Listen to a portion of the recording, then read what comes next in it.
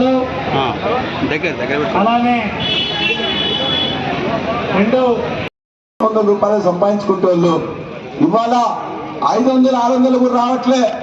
అందులోనే డీజిల్ ఖర్చు సరిపోవట్లేదు. ఆటో వాళ్ళ సొంతం కాకపోతే కిరాయి ఖర్చు సరిపోవట్లేదు. ఒకవేళ ఆటో ఈఎంఐ ఉన్నట్లయితే ఈఎంఐ కట్టలేకపోతున్నాడు.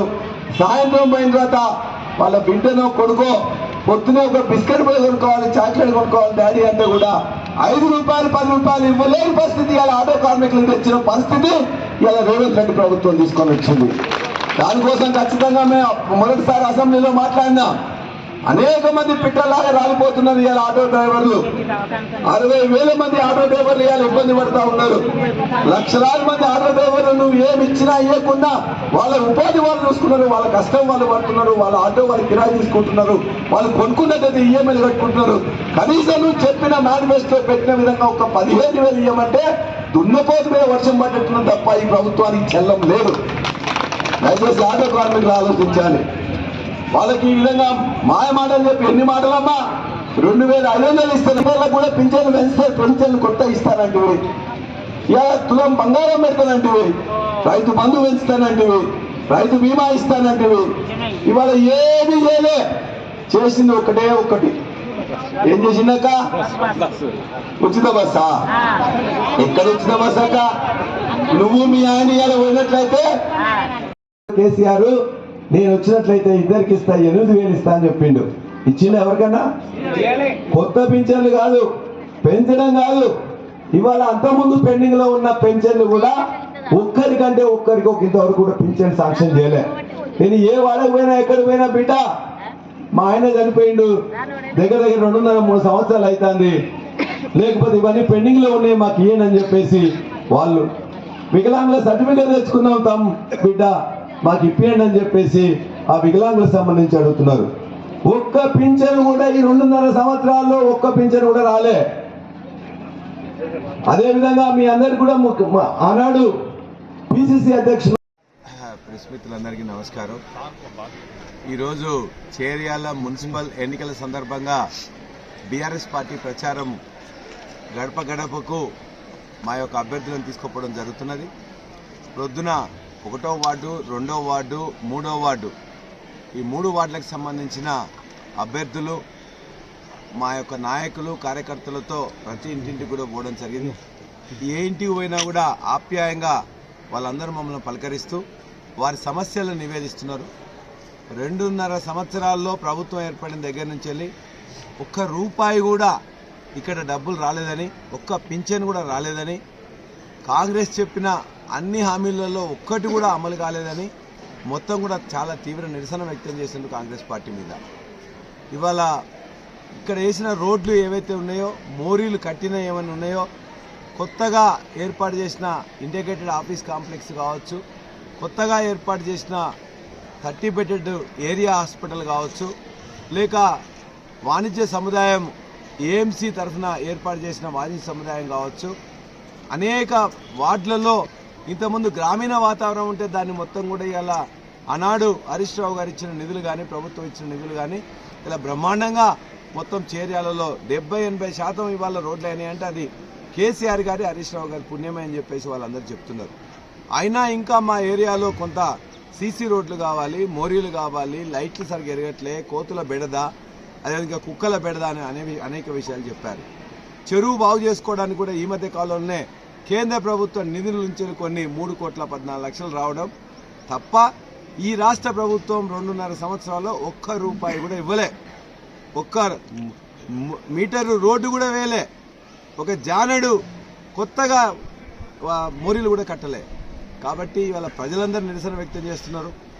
వారికి ఇవాళ ఈ పనులు కావాలంటే టీఆర్ఎస్ పార్టీ అదేవిధంగా సిపిఎం అభ్యర్థులు గెలిచినట్లయితే వారి తరఫున పోరాడతారు, మాకు ఏపిస్తారనే విశ్వాసం నమ్మకం వ్యక్తం చేసిండ్రు. కాబట్టి మాకు నమ్మకం ఉన్నది. 100కి 100%, 12కి 12 సీట్లు కూడా ఇవాళ టీఆర్ఎస్ అదేవిధంగా సిపిఎం కలిసి కొడతాయి ఖచ్చితంగా. అంటే క్లీన్ స్వీప్ చేస్తామని చెప్పి కూడా మేము తెలియజేస్తున్నాం.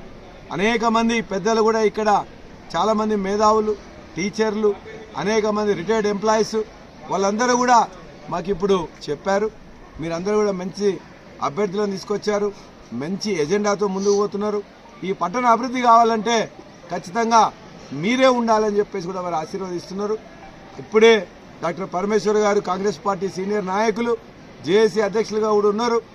వారు కూడా ఇలా నిరసన తెలియజేసి వారు ఇలా కాంగ్రెస్ పార్టీకి రాజీనామా చేసి వారి యొక్క కాంగ్రెస్ పార్టీ యొక్క ద్వంద్వ ప్రమాణాలు, ఏకపక్ష ధోరణి, నియంతృత్వ ధోరణి, అహంకారపూరితమైన వైఖరి, వాళ్ళ నాయకులు అదేవిధంగా మిగతా వాళ్ళు ప్రవర్తిస్తుందని కూడా ఆయన ఖండించారు. కాబట్టి వారికి కూడా మేము ఆహ్వానిస్తున్నాం. ఖచ్చితంగా అటువంటి పెద్ద మనుషులు ఈ చేర్యాల పట్టణాభివృద్ధికి కలిసి రావాల్సిందిగా మేము కోరుతా ఉన్నాం.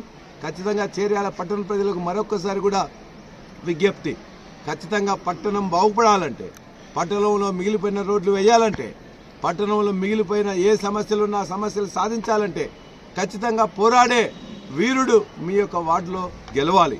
కాబట్టి వార్డులలో మీరు దయచేసి ప్రతి వార్డులో కూడా ఇవాళ కారు గుర్తు మీద, అదేవిధంగా 3వ వార్డులో సిపిఎం యొక్క సుత్తికోడ నక్షత్రం మీద ఓటు వేసి గెలిపించాలని నేను భారత రాష్ట్ర సమితి తరఫున విజ్ఞప్తి చేస్తా ఉన్నాను. ఇవాళ 30 బెడ్ల హాస్పిటల్ అనేది కొత్తది బీడీ కాలనీ దగ్గరికి పోయింది. అది కొద్దిగా పట్టణానికి దూరంగా ఉందని చెప్పేసి ప్రజలు భావిస్తున్నారు. చిన్న జ్వరం వచ్చినా చిన్న వాటికి అంత దూరం పోవాలంటే కష్టంగా దాన్ని భావిస్తున్నారు. కోవిడ్ వచ్చిన తర్వాత కోవిడ్ యొక్క ప్రోటోకాల్స్ ప్రకారం ఇవన్నీ కూడా దూరంగానే ఉండాలి, జనావాసాలకు దూరంగా ఉండాలి హాస్పిటల్స్ అనేది వచ్చింది. దాని ప్రకారం ఇవాళ చేర్యాల పట్టణం వృద్ధిలో భాగంగా కొద్దిగా పక్కకు వచ్చింది. కానీ ఇక్కడుండే ఏదైతే పాత హాస్పిటల్లో ఆడ బస్తీ దవాఖానా వస్తే బాగుంటుందని చెప్పేసి అందరూ కోరుకుంటున్నారు. అక్కడ కానీ పెద్దమ్మగడ్డలో కానీ బస్తీ దవాఖానా రావాల్సిన అవసరం ఉంది. దానికోసం నేను కృషి చేస్తాను, ఇప్పిస్తానని చెప్పి కూడా మాటిస్తున్నా. గతంలో మేము కొంత కన్స్ట్రక్షన్ అనేది స్టార్ట్ చేసినాం. కానీ ఆనాడు ఆ కాంట్రాక్టర్లు వాటన్నిటిని కూడా పూర్తి చేయలే. ఎన్నికల కొన్ని విధులు అడ్డొస్తున్నాయని చెప్పేసి ఆనాడు 23 సెప్టెంబర్, అక్టోబర్ దగ్గర నుంచి కూడా కొన్ని పనులు ఆగిపోయినాయి. అందులో అక్కడ వెజ్ నాన్ వెజ్ మార్కెట్ కూడా అయిపోయింది. అదేవిధంగా అక్కడనే అంగడి బజార్లోనే మున్సిపల్ ఆఫీస్ వస్తున్నది. మున్సిపల్ ఆఫీసు పై భాగంలో వస్తే కింది భాగంలో దాని యొక్క కాంప్లెక్స్ ఏదైతే నిర్మించాలనుకున్నామో అది వస్తున్నది. దానికోసం టెండర్ ప్రక్రియ మొదలైంది. అంగడి బజారు ఒక సుందరమైన మున్సిపల్ ఆఫీస్తో పాటు ఒక వాణిజ్య సముదాయము, అదేవిధంగా వెజ్ నాన్ వెజ్ మార్కెట్ మొత్తం కూడలిగా మారబోతున్నది. ఇది టెండర్ అయిపోయింది, పనులు స్టార్ట్ కాబోతున్నాయి, నిధులు కేటాయించబడ్డాయి. దానికోసం ఎవరు కూడా దానికోసం ఎదురు చూడాల్సిన అవసరం లేదు. ఆ పనులన్నీ కూడా నేనే దగ్గరుండి అవన్నీ చేస్తానని చెప్పి కూడా చేర్యాల ప్రజల అందరూ కూడా తెలియజేస్తున్నా. మరొక అంశం, చేర్యాల రెవెన్యూ డివిజన్ గురించి మేము జేఏసీ ఏర్పాటు చేసి అనేక కార్యక్రమాలు గత 2 సంవత్సరాల్లో చేసినాం. అసెంబ్లీలో ప్రస్తావించాం. అసెంబ్లీలో కూడా ఖచ్చితంగా చేస్తామనే హామీ ముఖ్యమంత్రి ఇచ్చిండు, రెవెన్యూ మంత్రి ఇచ్చిండు. హామీలు మాత్రం ఇచ్చిండు కానీ ఒక అడుగు కూడా ముందుకు వల్లే. కోమటిరెడ్డి వెంకటరెడ్డి గారు చేయాలని చెప్తారు, కిరణ్ కుమార్ రెడ్డి గారు చేయాలని చెప్తారు, కానీ దానికోసం అక్కడ ఒక అడుగు కూడా ముందు పడట్లే. కాబట్టి చేర్యాల రెవెన్యూ డివిజన్ సాధించడం కోసం జేఏసీ పక్షాన అసెంబ్లీలో కూడా ఖచ్చితంగా కొట్లాడదాం, రెవెన్యూ డివిజన్ సాధిస్తామని చెప్పి కూడా మా అక్కజనులకు అందరికీ తెలియజేస్తున్నా. అతి తక్కువ సమయంలో మీ వ్యాపార సామ్రాజ్యాన్ని పెంచుకోవాలనుకుంటున్నారా? తక్కువ ఖర్చుతో ఎక్కువ పబ్లిసిటీ చేయాలనుకుంటున్నారా? అయితే ఇంకెందుకు ఆలస్యం, మీ జేఎన్టీవీ తెలంగాణ ఛానల్లో అతి తక్కువ ఖర్చుతో ప్రకటనలివ్వండి, అత్యధిక లాభాలను సాధించుకోండి.